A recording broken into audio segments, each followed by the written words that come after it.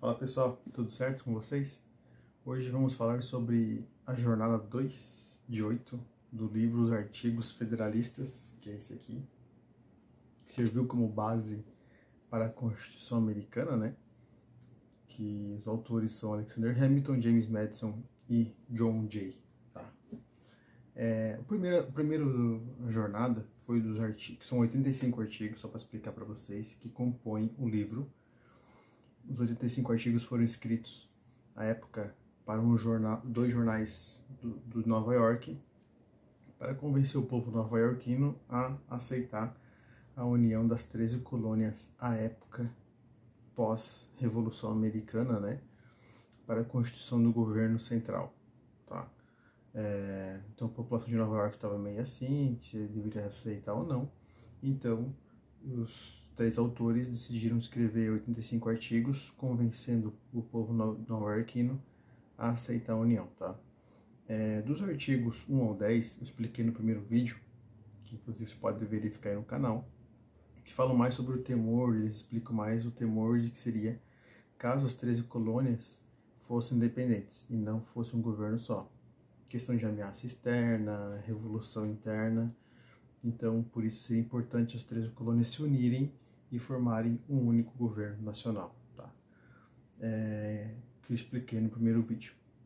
Agora, na jornada 2, que é dos artigos 11 ao 20, os autores abordam temas como economia, marinha, exército, e temos um esboço do que viria a ser o sistema de freios e contrapesos que é utilizado na política americana até hoje, tá? Em relação à economia, Hamilton, num dos artigos, explica que é importante uma economia de livre comércio, que é uma economia de livre comércio que os Estados Unidos abordam até hoje, tá?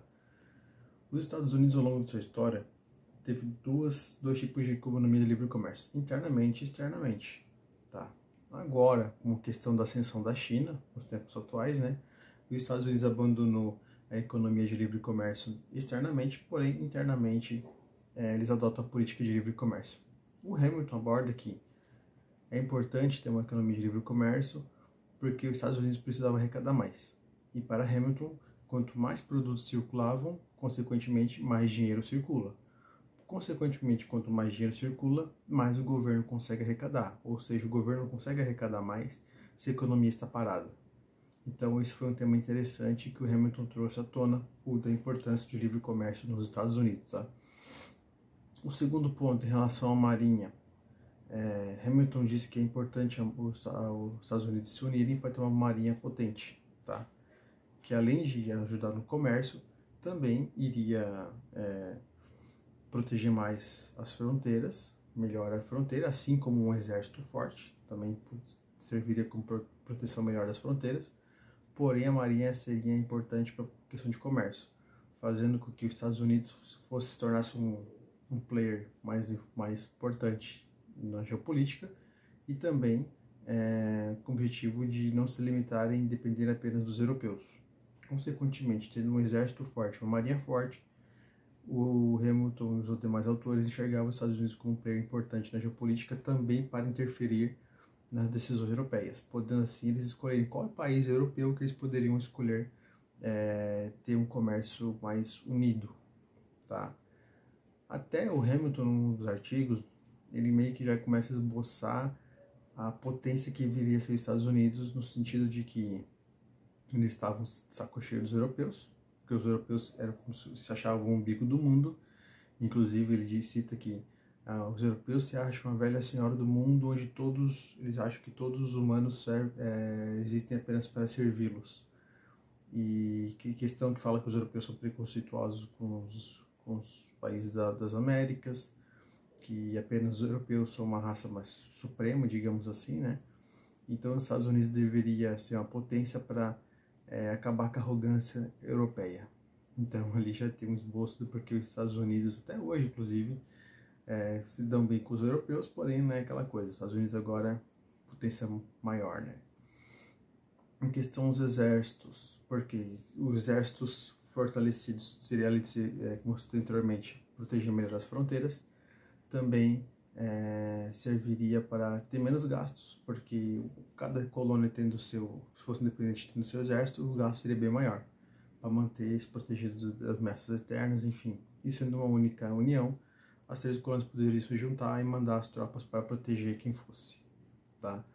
Além da infraestrutura também, já começou a ter um esboço da infraestrutura, porque os americanos têm várias linhas férreas e tudo mais, porque questão do comércio, que eles falam que um governo unido poderiam, tipo, desenvolver infraestrutura interna, tipo logística, cadeia logística, para poder se tornar uma potência econômica para os produtos serem mais ágeis para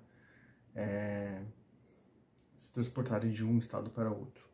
E por fim, ele cita também a questão dos sistemas de freios e contrapesos. Não cita explicitamente, mas fala aqui. James Madison principalmente aborda isso, que o James Madison até foi presidente dos Estados Unidos, ele tinha que uma certa amizade, digamos, com Thomas Jefferson, que era um federalista, tá? Então, por isso que o Madison aborda essa questão de que os governos, as pessoas se sentem mais representadas pelos governos estaduais, por conta de que tem a proximidade maior. Então, com essa proximidade maior, o governo nacional, que viria a ser o governo central, deveria ter uma certa limitação e não interferir em certos assuntos. Com as pessoas sendo mais próximas, mais sentimentais os governos estaduais, por serem mais próximas, elas seriam mais frias em relação ao governo nacional. Então, por isso é importante para o governo nacional não oprimir os governos estaduais. Aí temos já um esboço do que seria o sistema de freios e contrapesos, afinal, até hoje nos governos americanos, o governo central não consegue interferir em certas tendências internas de certos estados. Inclusive, eu tenho aqui em outros vídeos a relação daquela tensão que houve entre o governo Biden nacional e o Texas estadual na fronteira sul, onde teve aquela crise de imigrantes. Inclusive, teve a troca de tiros entre a Guarda Nacional e a Guarda Estadual, tá? Porque o Biden quer interferir, porém quem cuida da fronteira do Texas é o Texas. Beleza, galera? Então isso é a jornada 2 de 8. Fique ligado aí comigo, me acompanhando aí conforme eu vou ao desenrolar dessa leitura aqui magnífica desse livro, tá? Então me acompanhe aí. Em breve estarei passando para vocês a jornada 3 de 8. Beleza? Quem puder curtir esse vídeo, curta. Quem puder compartilhar, eu agradeço demais. E se inscreva no canal aí, tem vídeos novos todos os dias, beleza? Valeu e um abraço.